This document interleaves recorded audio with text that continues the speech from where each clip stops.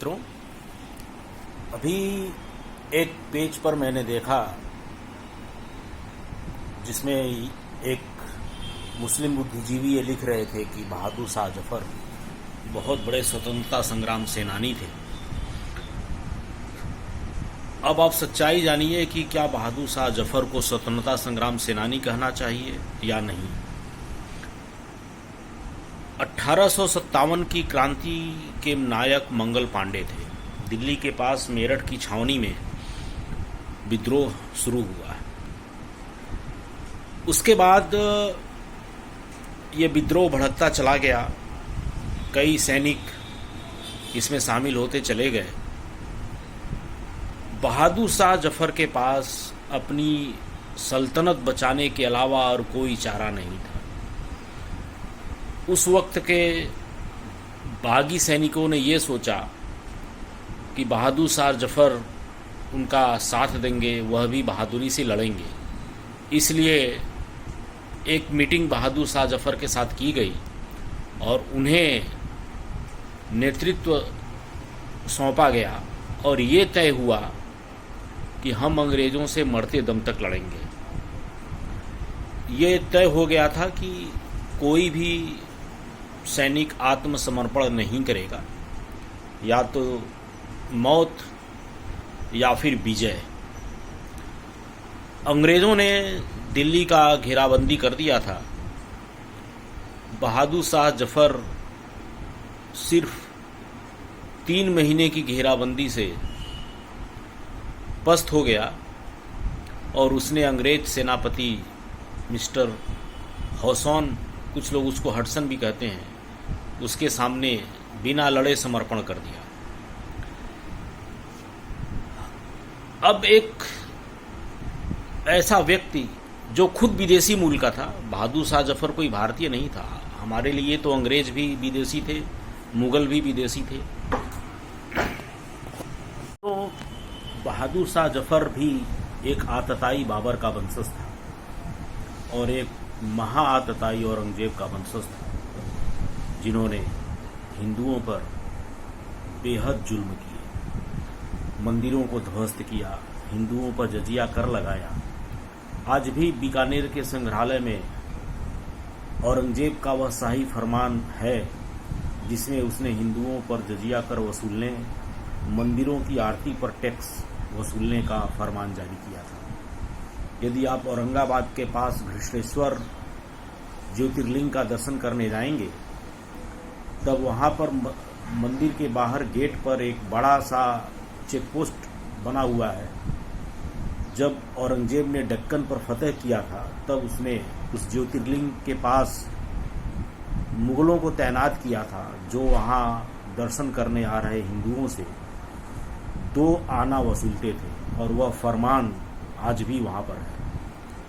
तो ऐसे क्रूर आतताइयों के वंशज कभी देशभक्त हो ही नहीं सकते और वह कभी भारतीय हो ही नहीं सकते। और वैसे भी आज़ादी के आंदोलन में अशफाक उल्लाह खां को छोड़कर किसी भी मुसलमान ने हिस्सा नहीं लिया। मैं फिर से कह रहा हूँ, खिलाफत आंदोलन को भारत की आज़ादी के लिए आंदोलन समझने की भूल मत करिएगा। खिलाफत आंदोलन भारत की आज़ादी के लिए नहीं था। और सर सैयद अहमद खां भारत में अंग्रेज़ों के शासन के पक्षधर थे। वह वायसराय की एडवाइजरी कमेटी में भी थे। सर सैयद अहमद खां मुसलमानों को संबोधित करते हुए हमेशा ये बात कहते थे कि हम मुस्लिमों का भविष्य, मुस्तकबिल अंग्रेजी राज में सुरक्षित है। और वह मुसलमानों से ये कहते थे कि तुम अंग्रेज़ों के प्रति वफादार रहो। और मुसलमान अंग्रेज़ों के प्रति वफादार रहे।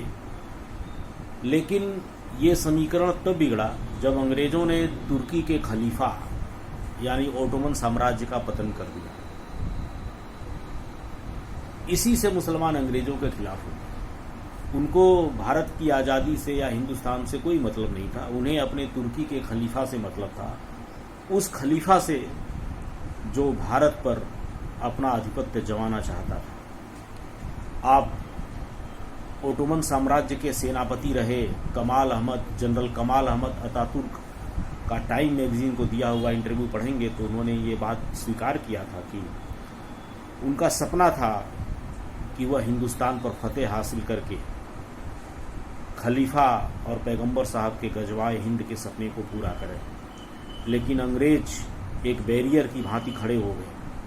और मैं जो आज़ादी का आंदोलन और सारे घटनाक्रम का अध्ययन किया हूँ तो ये साफ है कि अगर भारत में अंग्रेज नहीं होते तो भारत तुर्की के खलीफा का गुलाम हो जाता, और यदि भारत पर तुर्की के खलीफा का राज होता तब इस देश के हिंदुओं की क्या हालत होती आप सोच सकते हैं। क्योंकि तुर्की के खलीफा ने जहाँ जहाँ अपना ओटोमन साम्राज्य स्थापित किया वहाँ के चर्च को तोड़ दिया, वहाँ के लोगों का जबरन धर्मांतरण करवाया और बहुत बड़ी मात्रा में धर्मांतरण का काम ओटोमन साम्राज्य में हुआ। वही हाल हिंदुस्तान में होता। तो हम हिंदुओं के लिए दोनों बुरे थे, अंग्रेज भी बुरे थे, मुगल भी बुरे थे। तो मित्रों, बात बहादुर शाह जफर की चल रही थी, तो मैं आपको बता दूं कि बहादुर शाह जफर जब समर्पण किया तब सारे बागी सैनिक अवाक रह गए, क्योंकि जब सेनापति ही समर्पण कर दे तब सेना का क्या हाल होगा आप सोच सकते हैं। अंग्रेजों ने बहादुर शाह जफर को मांडले जेल भेज दिया, जो म्यांमार में है, यानी बर्मा में है, उस वक्त बर्मा कहते थे। वहीं उनकी मौत हुई। अंग्रेजों ने उनके लड़कों का भी खात्मा कर दिया। उनके कुछ वंशज कलकत्ता में आज रिक्शा चलाते हैं। बहादुर शाह जफर एड़िया रगड़कर मरा और शायद अपने परदादा औरंगजेब के क्रूरता की सजा ईश्वर ने बहादुर शाह जफर को दिया। बहादुर शाह जफर को हिंदुस्तान में मिट्टी तक नसीब नहीं हुई।